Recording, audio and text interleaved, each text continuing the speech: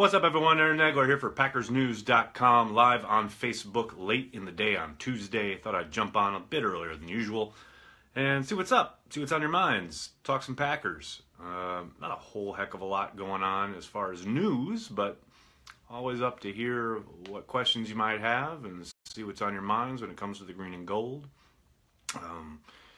Clearly, the Packers are now in full preparedness mode, heading into the Combine, which will be happening in roughly 3 weeks, a little over 3 weeks. Corey, thank you for joining. David, hello from Texas. What's up, David?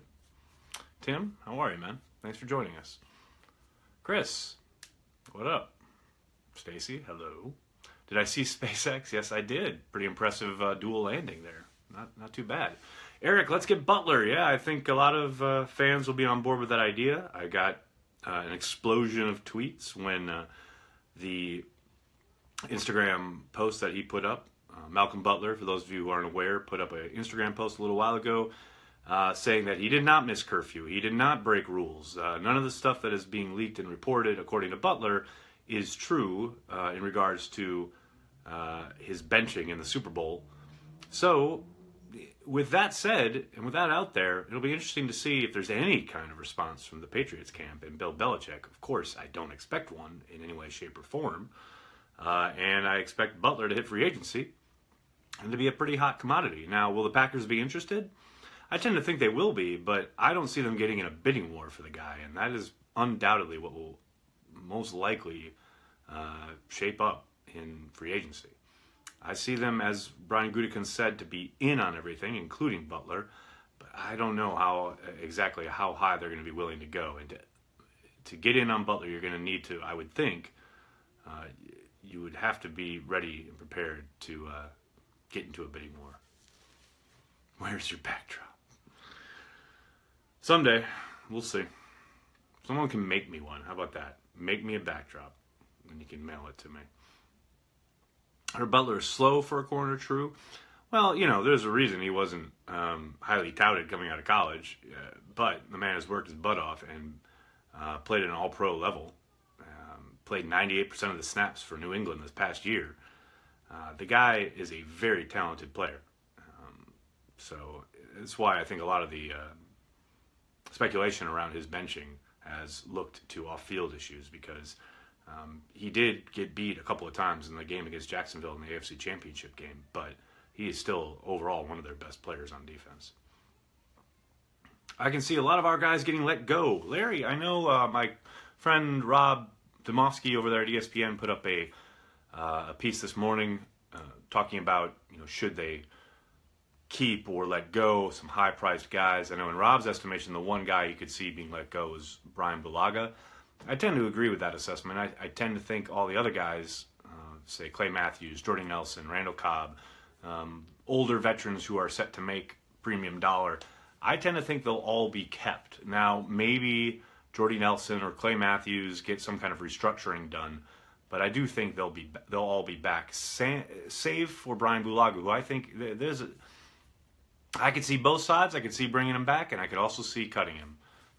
When he is healthy and on the field, he's undoubtedly their best option at right tackle, one of the better right tackles in the league. However, he's missed something like 46 games in the last how many years? It's to the point now where you're getting kind of diminishing returns, where he simply cannot stay on the field, and you're paying him a pretty penny to do so. So, yes, there'll be a drop-off in performance, undoubtedly, but will most likely come down to a player who is less expensive and you're able to rely on him. Now, whether that player is in free agency or the draft or already on board on the roster remains to be seen. I tend to think they'll probably draft there. The pickings in free agency are pretty slim, but obviously there's a lot of offseason to go. But if there is a candidate for a high-priced cut, I think it would be Bulaga. Can Miss Cleo really tell the future? No, she cannot. I think that was definitively determined a few years ago. Tremaine Edmonds, I hope that's who we get in round one. It's a possibility. There's no doubt about it. Ted Thompson's not GM anymore. Why would we care about less expensive tackles? Because there's a salary cap? Should the Packers look to add more run blocking? I don't know about that. I think they've done a pretty good job in that regard, especially if you look at last year when they were forced to play a lot of different guys at a lot of different positions due to injuries, especially early in the year. They did some of their best run blocking that we've seen in ages. I thought they did a great job, especially with some new concepts, some pull concepts, some angle blocking that hasn't been seen in Green Bay a whole heck of a lot. I thought James Campen did a great job with those guys. What position do you think is most important for the Packers to acquire? I would say they've got to find a pass rusher. There's no doubt about that. Now, they don't necessarily have to use their first round pick on one, but they have got to get one. Whether it's in the draft, whether it's in free agency, whether they trade for one, they have got to do it. What to do with Montgomery? I think it doesn't really matter what you do with him in the sense that I don't care what you call him. You can call him a running back, you can call him a wide receiver. Get the ball in his hands. Build some packages for him, whether that's as a wide receiver or a running back out of the backfield on, say, a third down back. I don't really care what you call him. He's an asset to the offense. He's a versatile weapon for the Packers to use however they see fit. Packers need to get a couple solid tight ends. Now there, I 1,000,000,000% agree. That's a position that needs a drastic overhaul. They have a pretty bare cupboard when it comes to the tight end position, and it's one of the most important positions in Mike McCarthy's offense. So, Gutekunst and company have their work cut out for them in that regard. What is your opinion on Green Griffin? I haven't really watched him yet. Give me a few weeks. We got a lot of guys to get to. They need a difference maker on defense regardless of position. I would tend to agree with that assessment. They need someone who's going to tilt the field in their favor. It's been a while since they've had somebody of that stature. Probably Clay Matthews in his prime. I think a good, strong tight end is needed. Jason, I agree. Callahan backup. Joe, I think they'll bring Joe Callahan back. I think he'll get the opportunity to compete. But I also think they'll draft a quarterback and probably bring one in free agency. And there's going to be a lot of competition throughout the offseason. I'll be surprised if Callahan is back. But maybe he comes back and he balls out all through the spring and summer and they keep him around. But if they attack that quarterback spot the way I suspect they will, it's going to be long odds for Callahan to make it for a third season. Safety in the second, Andrew, it's a very distinct possibility. I would not say it's out of the realm of possibility. I think they definitely need to improve at that position. As you just mentioned, Clinton Dix going into the last year of his deal, and he's on a definite downslide given his play on the field. Morgan Burnett set to become a free agent. Now, you have to think Josh Jones was most likely drafted specifically to take Morgan Burnett's place. But you can't have too much talent at the position, and you're going to need it, especially if Clinton Dix's play continues to slide. With the redesigning of the offense, there might not be a need for so many tight ends. That's true, but I don't think you're going to see a drastic overhaul to this point where they're not featuring the tight end or they don't want to use the tight end. I think most offenses utilize their tight ends effectively, given the talent that's on hand. You look at the Eagles, perfect example of a team that had multiple talented tight ends, and they used them to great effect.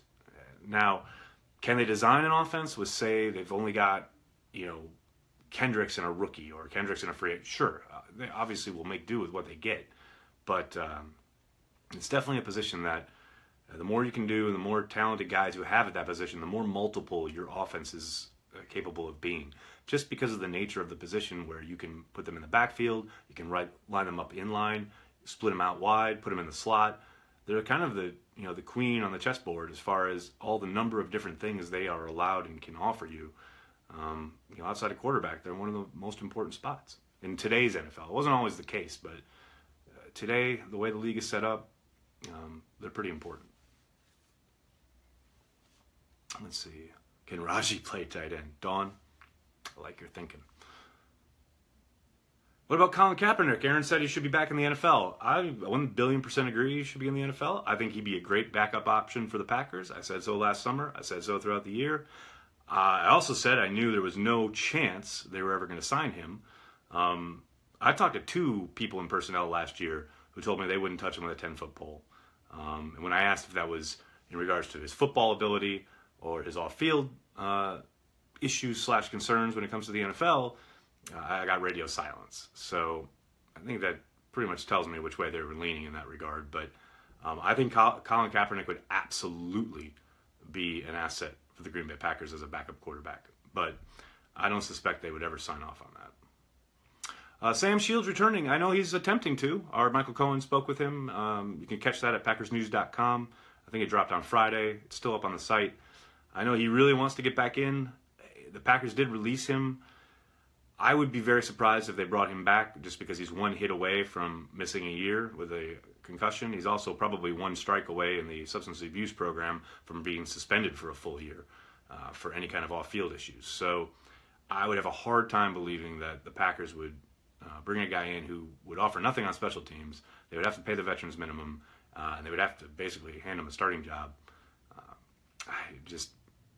I doubt it. Now, I'm not going to say it would never happen, but I would tend to doubt it. Philbin's still an 11 personnel guy? Well, Matt, we're going to find out. We'll see. Do you see Patricia's defense in the Super Bowl? Terrible.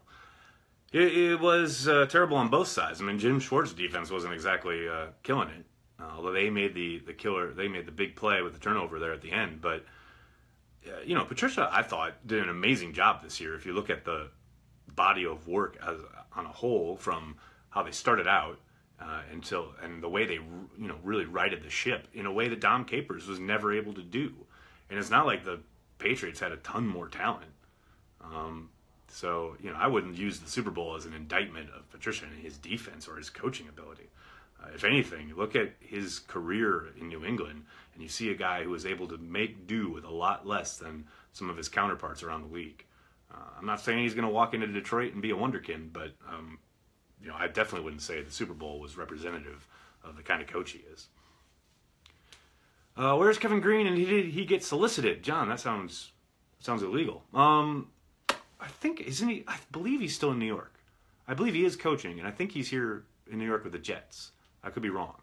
I know he came back into the league with the Jets. He may have moved on since then and gone someplace else, but off the top of my head, I think he's with the Jets. And no, I don't think the Packers contacted him at all.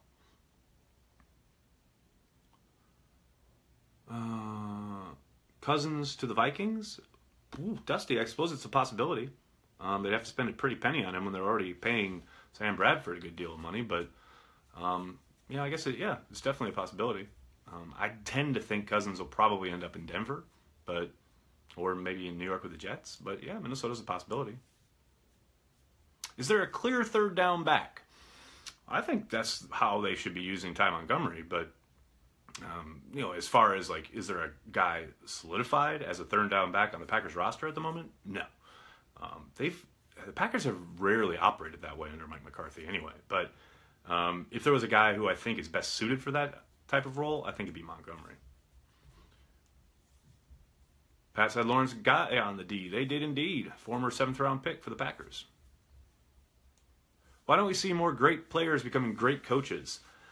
That's a good question. I think just the nature of football, the great players are usually, not always, but usually really athletically gifted, and that's what allows them to transcend the game and transcend their opponents, whereas the great coaches are grinders who really grind it out. And now I'm not saying that the great players aren't grinding, because they absolutely are, but everybody in the NFL is grinding. Everyone in the NFL, for the most part. Some guys more than others, some guys a little bit lazier, etc. That's just like life. But everyone's grinding, everyone's watching tape, and the guys who are truly blessed with their athletic gifts are the ones that traditionally, not always, but traditionally kind of rise above. Whereas when it comes to the coaching game, you are in charge of 22 dudes and putting them all in positions to win, and that every little extra bit of tape and study and teaching that you do, that's the commitment where a guy who may have been a grinder as a player and a superstar athlete, he's used to being able to kind of elevate himself, whereas, teaching it to 22 guys, 53 guys, day in, day out, man, it takes a special kind of person to do that. And clearly, it's funny, you listen to Brett Favre was on the NFL Network stage the day before the Super Bowl, I think it was, or maybe in Super Bowl morning. And it was funny because he talked about how when Doug Peterson was his backup, Doug would tell him things, because that was back when you had two people able to talk to the quarterback, or the coach and a player could have the headset with a mic. And Doug would tell him things prior to the snap in the huddle, coming out of the huddle, whatever, like watch for cover 3. They like to do this here.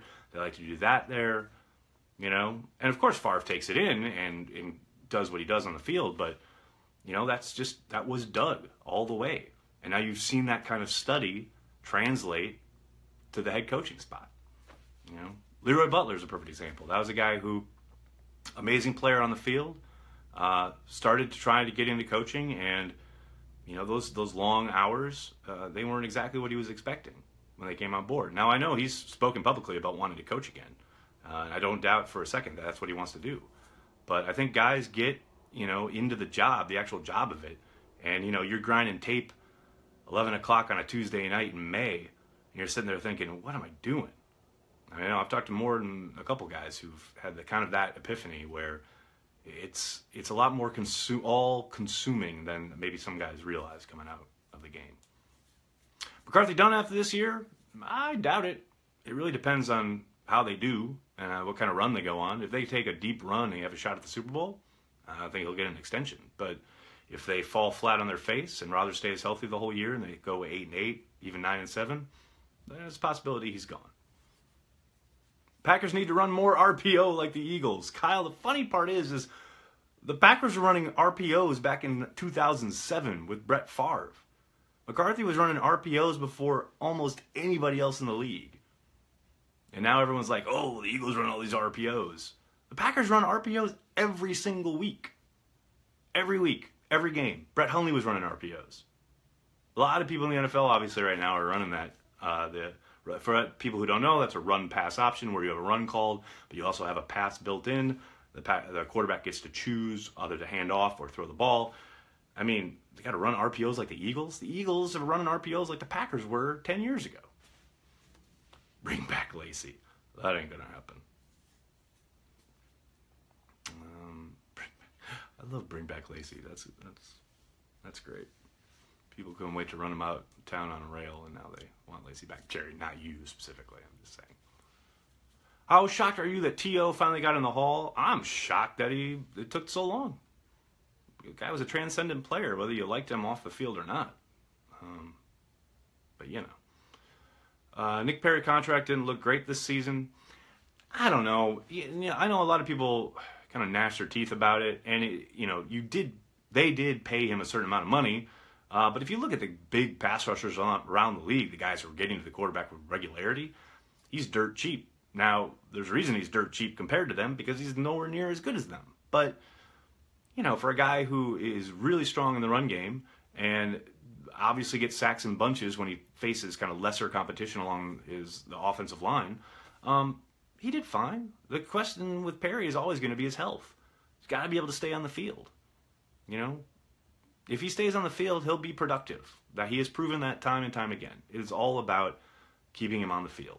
But as far as what they paid him, in the grand scheme of things, in the kind of the percentage of their cap that they allocated there, it's not terrible. Your thoughts on Ted Thompson running the scouting department? Well, he's not running it. He's doing his own thing, and he's having input, and they will lean on him, as Gutekunst has said.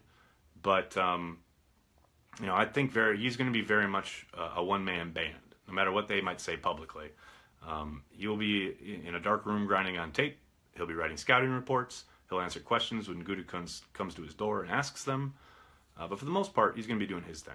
Now, I think they undoubtedly will have younger scouts with him, guys like Charlie Pepra, who's on the scouting personnel staff now, and some of the younger guys. They will undoubtedly hang with Thompson on the road and take what nuggets they can and get advice.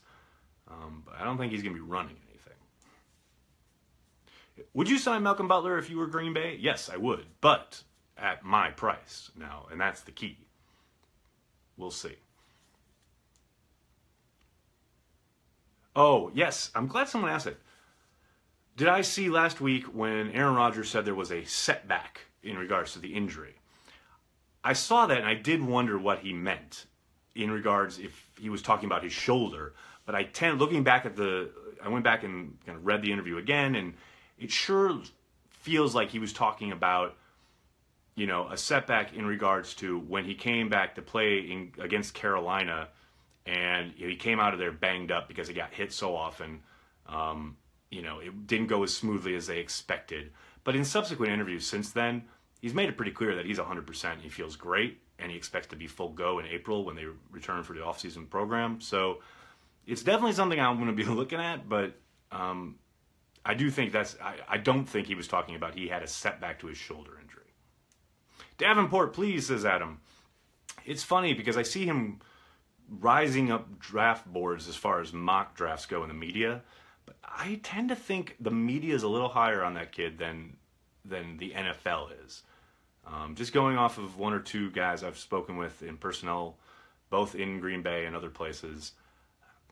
I'm not saying he's not talented, and I'm not saying he couldn't help the Packers, but I don't know. I have a feeling that the NFL may view him a little differently than the public does. Seems like Rodgers is more confident this offseason than others. I don't know if I've kind of noticed that, but maybe. Think we bring back House next year? Aaron, that's a good question. I said it a couple weeks ago. It was one of the headlines for one of these Facebook chats. I would tend to think not. I would think they have to move on. They have to get better at that position. They got what they expected out of House, and they got it for cheap. It was only 2-point-something million for the 1 year. A guy who was really inconsistent. He was up and down, sometimes great, sometimes not so, sometimes injured. That's who he is. That's who he's been through his entire career. I think they got what they needed out of him. But if they truly want to contend, they want to be a championship defense, as Aaron Rodgers alluded to, they got to get better at corner. And part of that will be improving along the perimeter where House was. Why is offensive guard such an interchangeable position? Can plug anybody not named Barkley in there? I don't think that's entirely true. You got to have talent. You got to know what the hell you're doing, and you got to play cohesively as far as what the protections are and the blocking scheme, etc. I think the Packers have done a really good job of finding guys who fit in their system and their scheme. It's one of the things Ted Thompson never gets credit for, that he's done a great job of, especially on day 3, finding guys at day 3 and undrafted free agents who come in and are able to play. Now, has he hit on everything? Of course not in that regard. And some guys have been disasters. But for the most part, I think James Campen deserves a lot of that credit. The Packers have done a great job of finding guys and putting them in there and maximizing their ability. That doesn't happen in every NFL city. Any room for Mitch Johnson on the scouting staff? I don't know. McCray was MVP on the O-line. Steve, I know Mike McCarthy mentioned late in the year that he was probably their biggest surprise and deserving of team MVP. I think he's your best bet, as I said yesterday. I think he's your best bet for starting right guard next year. And I don't think anybody would have thought that heading into the beginning of last season. Vita Vey, Mark, I had a very long back and forth with everyone on Twitter today because my friend Chad Reuter put Vita Vey to the Packers at number 14 in his first mock, is a 3-round mock. You can check that at NFL.com. Look, I'm not saying he's the answer, and I'm not saying they got to do it. I'm not stumping for the guy, but it makes sense. I understand people who say, this is the highest they've picked in years. They've got to get an edge rusher. They got to get a corner. No, you don't have to get anything. You have to get the best player. You got to collect the most talent that you can.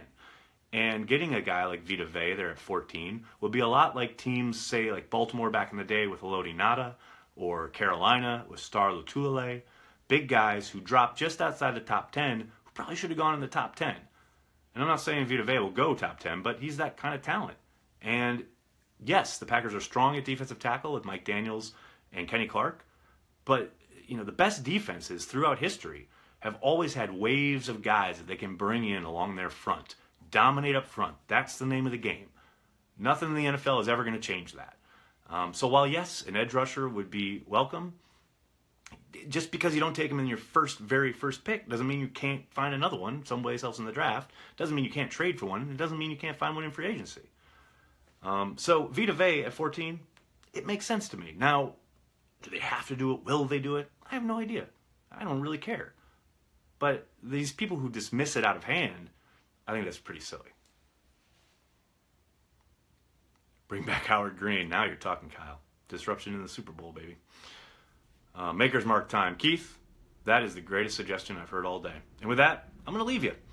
Thanks a lot, everyone. I'm sorry if I didn't get your question. They do come fast and furious, but I'm always kind of blown away how many people join and participate. I appreciate it so much. I can't tell you guys how much I love going back and forth with you every day. Make sure you're checking PackersNews.com for all the latest. We'll start our positional review tomorrow. I think Ryan Wood drops the quarterbacks piece on you. Make sure you're checking that. Everything having to do with the Packers, we'll have it for you. Thanks a lot, everyone.